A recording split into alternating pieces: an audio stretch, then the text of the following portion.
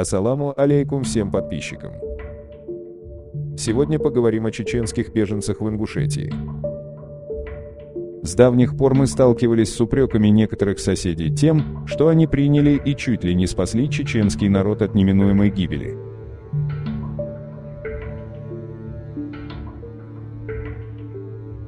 Сейчас же эти слова звучат от каждого второго, называя чеченцев неблагодарными, и это по причине возврата части чеченской земли, которая во время военных действий была включена в состав Ингушетии, без ведома руководства Чеченской Республики и ее народа. Возвращены не все наши земли, но мы не накидывались на ингушей сложными обвинениями. Ингушетия принимала чеченских беженцев, кто-то брал содержание на себя, кто-то довольствовался выплатами разных организаций, ведомств, кто-то сдавал свое жилье, стараясь не завышать цены, были и те, кто поселял более обеспеченных, когда старые жильцы не могли повысить стоимость аренды, также попадались такие, которые наживались, сдавая беженцам жилую площадь, и вместе с этим получал выплаты от гуманитарных организаций, якобы за бесплатное расселение убежавших от войны людей. Затрагивать эту тему не хотели, но упрекающие нас ингуши вынуждают. Благодарим всех достойных братьев, ингушей, чеченцев, живших за пределами и всячески оказывавшим посильную помощь своему народу, дагестанцев, Грузию, жителей Осетии, таких как Сослан Андиев, других россиян, которые, не глядя на войну, помогали оказавшимся в их городах чеченским беженцам, Казахстан, Азербайджан. Перечислить всех не получится, потому что беженцы попадали в разные страны, и везде находились те, кто рад был помочь людям, попавшим в трудную жизненную ситуацию.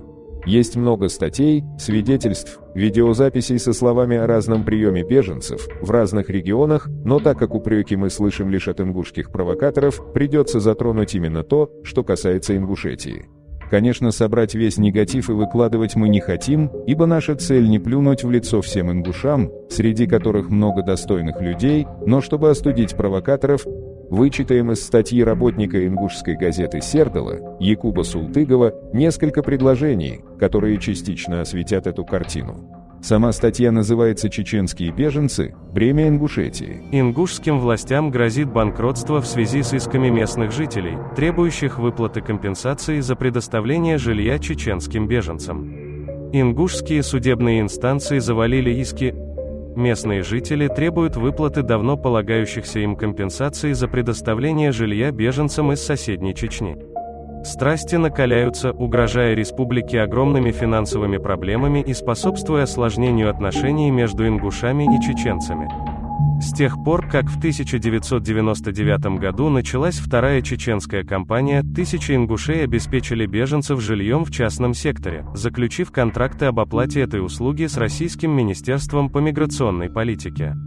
Однако позднее министерство было расформировано и в качестве миграционной службы вошло в состав Ингушского министерства внутренних дел, которое не может себе позволить даже начать процесс выплаты долгов арендодателям. По официальным данным, из 64 тысяч остающихся в настоящее время в Ингушетии беженцев 26 тысяч живут в частном секторе и 21 тысяча в арендуемых помещениях. В статье говорится о том, что государство производило выплаты с расчетом на каждого человека, разные помещения оборудовались для беженцев, в каждой комнате могло располагаться разное количество людей, после прекращения выплат начались массовые жалобы, недопонимания, обстановка накалялась. Цитирую слова заместителя председателя правительства Ингушетии Магомеда Мархиева. Если же все иски будут удовлетворены из средств местных администраций, Ингушетия может остаться без бюджета. По словам специалистов из Министерства труда и занятости Ингушетии, основными источниками дохода для чеченских беженцев в Ингушетии являются торговля и временная работа по найму. Отмечается, что благодаря временно перемещенным лицам из Чечни в Ингушетии улучшилась сфера услуг и пошло развитие малого бизнеса. Однако, говорят аналитики, в то же самое время присутствие в республике беженцев резко обострило конкуренцию на местном рынке труда и способствовало росту безработицы. Многие ингуши одобряют планы, предусматривающие возвращение беженцев в Чечню в 2003 году, хотя руководство республики и продолжает настаивать на исключительно добровольном принципе возвращения чеченских беженцев. Сталкиваясь с недоброжелательностью местного населения и испытывая сильное давление со стороны федеральных властей, чеченские беженцы понимают, что их присутствие в Ингушетии становится все более нежелательным. Один из вынужденных переселенцев, решивших вернуться в Грозный, Ломадин Арсаханов сказал: «Очевидно, что маленькая по территории и ресурсам Ингушетия не в силах так долго решать наши проблемы. Учитывая, что и гуманитарная помощь переместилась в Чечню, нам лучше уехать домой». Часть беженцев не получали гуманитарную помощь здесь несколько месяцев. «Только я солгу, если скажу, что не боюсь отсутствия в Чечне безопасности для своей семьи», Когда мы приехали в Ингушетию, рассказывает Малика Яхяева из Тангичу, то вынуждены были жить в бывшем свинарнике, без каких-либо удобств, и платили за это в месяц 500 рублей.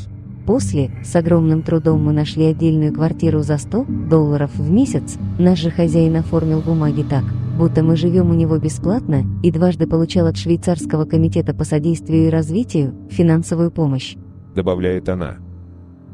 По мнению руководителя Совета вынужденных переселенцев Бауди Дудаева, присутствие в республике беженцев из Чечни в действительности во многих отношениях выгодно Ингушетии.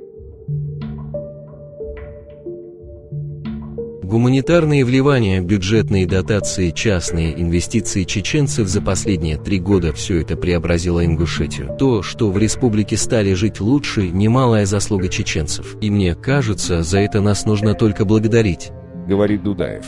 И к завершению хотим обратиться к людям, которым не стыдно попрекать чужими делами. Австрия, Германия, Дания, Швеция, Польша и ряд других стран приняли как чеченских беженцев, так и тех, кто называет себя чеченцами. Они обеспечили жильем, питанием, медицинским обслуживанием, выплачивали пособия, дали образование в лучших учреждениях Европы, устроили на работу, но ни разу не упрекнули.